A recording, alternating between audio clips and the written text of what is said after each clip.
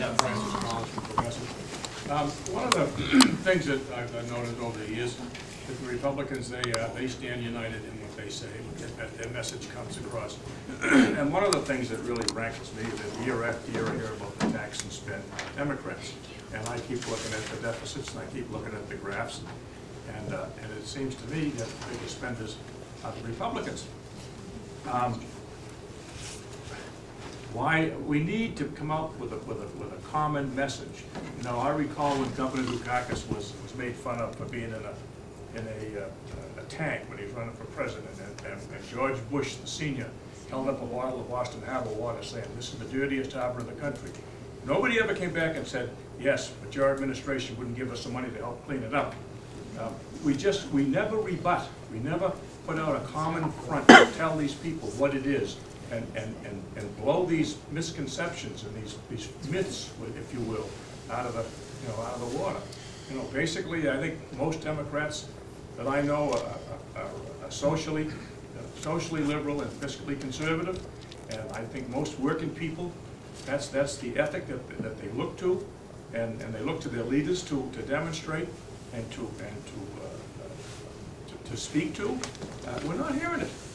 We're not hearing it. We have this organized Republican, they're like Charlie McCarthy with Edgar Bergen pulling the strings. They all say the same thing, but we don't. You know, Will Rogers was right a long time ago.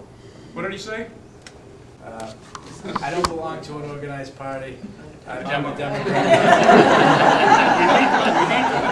We need to pull together and have a common speech and rebut all of this BS that we get from the Republican Party, and that's 99% of it is.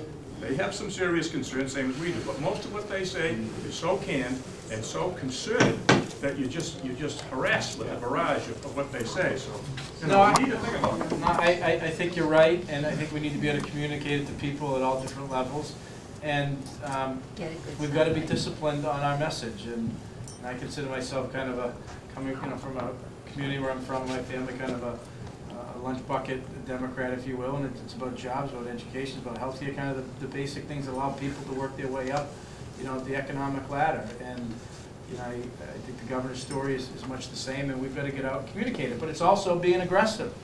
You know, it's about being aggressive and responding to some of the charges. And this past week, I had a little fun responding to some of the charges. I mean, like I said, Charlie Baker's, you know, acting like, you know, he's the turnaround artist. Well, he really wants to be the go back in time. You know, and talk. He says, I helped turn around the state. Well, you were also responsible for the big dig, which we're all paying for today. You know, the debt tax, and the potholes, and the deferred maintenance. And so we're going to talk about that during the campaign.